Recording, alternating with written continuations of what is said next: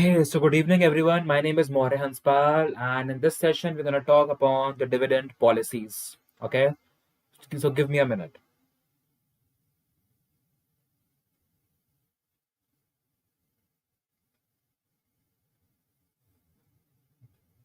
Yeah.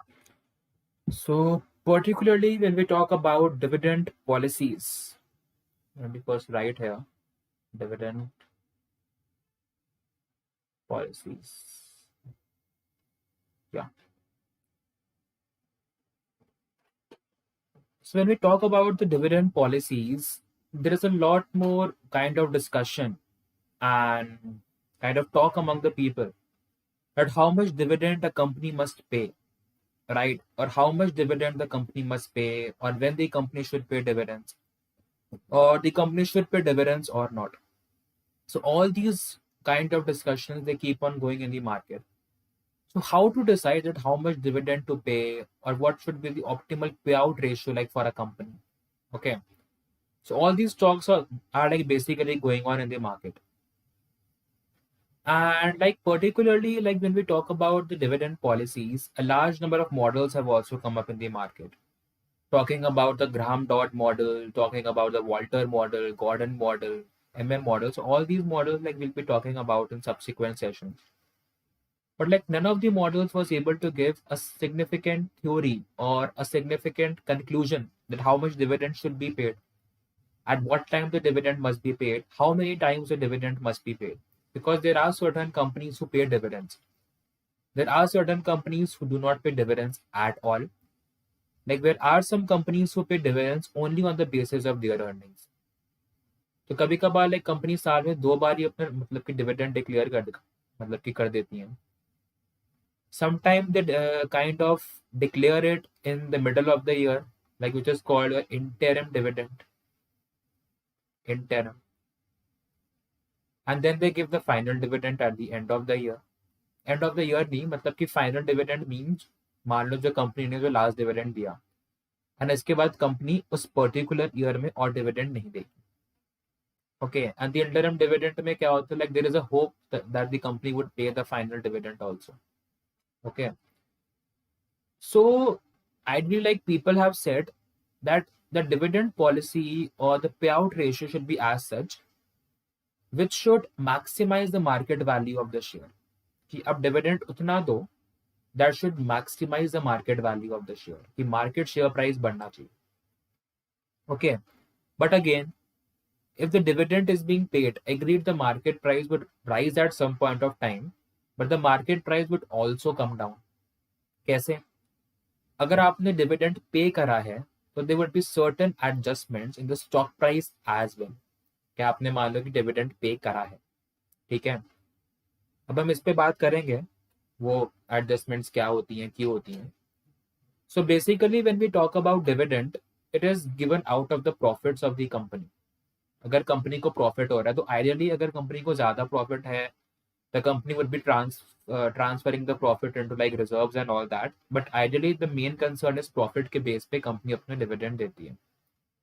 And that profit is divided into two parts. One is the retained earnings.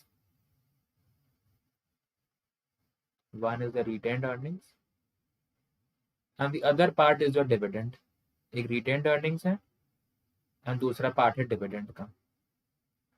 Up ideally, there is no specific ratio that how much should be given as retained earnings, how much should be given as dividend. Some people say like give it as 1:1. अगर 1:1 तो manage कर सकते हो तुम दो.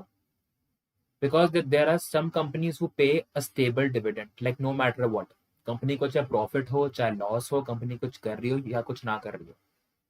Okay, those companies pay a stable dividend or a fixed dividend.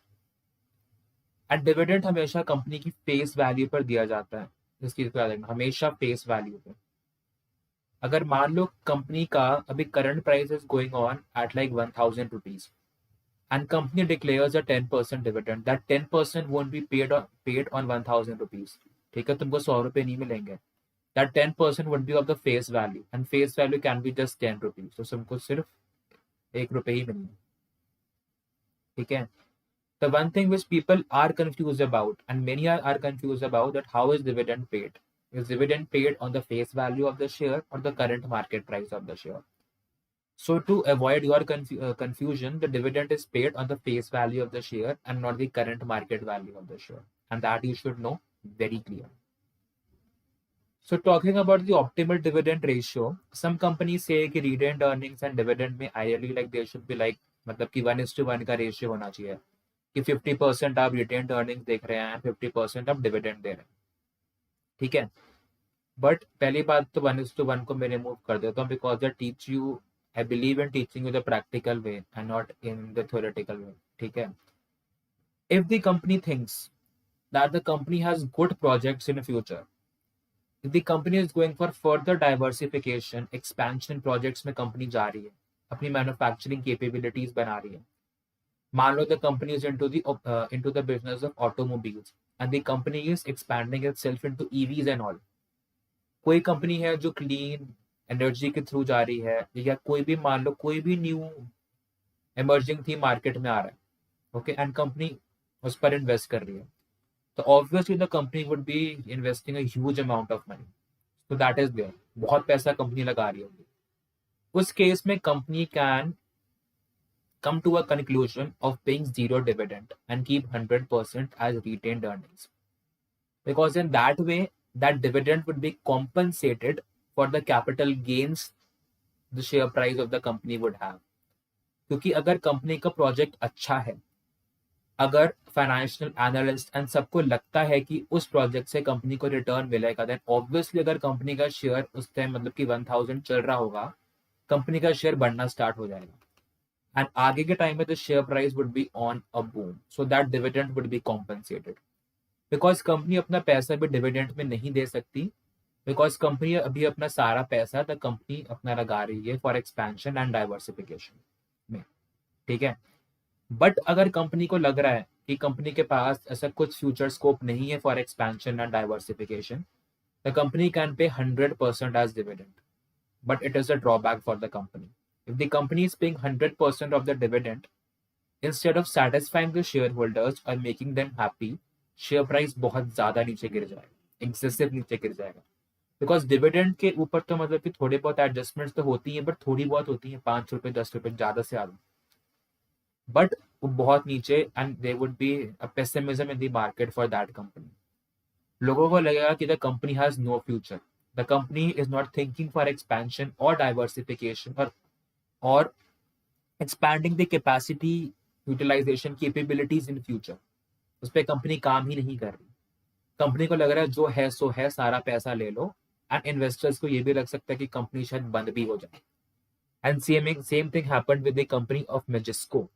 Like there was a company Magisco. So Magisco declared a dividend of 1940%. ठीक है, Magisco ने 1940% का डिविडेंड डिक्लेयर करा. ठीक है, तो बहुत ज्यादा भी डिविडेंड डिक्लेयर नहीं करना चाहिए. ठीक है. अब बहुत कंपनीज होती है तुम्हारी, मान लो कि पब्लिक सेक्टर कंपनीज आते हो, या BPCL, HPCL, NTPC, बहुत कंपनीज हैं. People buy those companies for the purpose of dividend, because ये कंपनीज बहुत डिविडेंड देती है. Okay, so that is the one thing that you should know.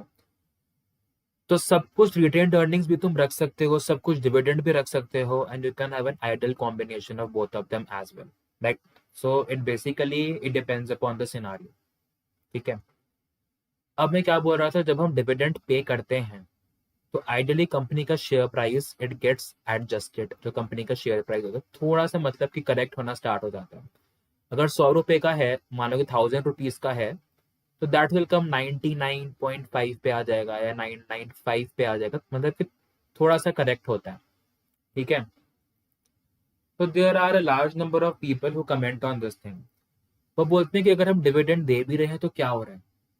ठीक है, मतलब कि मार्केट प्राइस तो कम ही हो रहा है, बट मेन आइडियोलॉजी तुम्हारी मतलब कि डिविडेंड पेमेंट की है, it should maximise the market price of the share और the current market price of the share.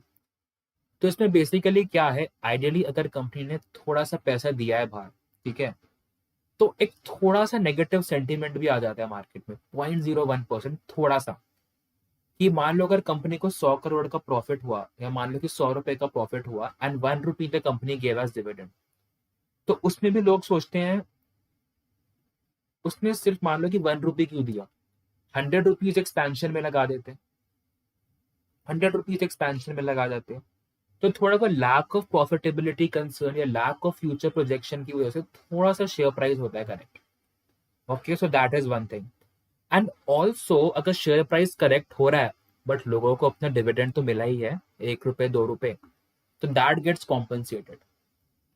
So ideally अगर शेयर प्राइस करेक्ट भी हो रहा है बट तुमको डिविडेंड भी तो मिल रहा है, अगर कैपिटल एप्रिसिएशन नीचे हो रहा है शेयर का, तो इन रिटर्न तुमको डिविडेंड भी मिल रहा है, सो दैट गेट्स कॉम्पनसेटेड।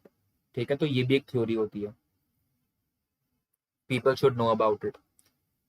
एक और चीज, now there are a large number of companies who do not take debt, and those companies they rely on their internal accruals।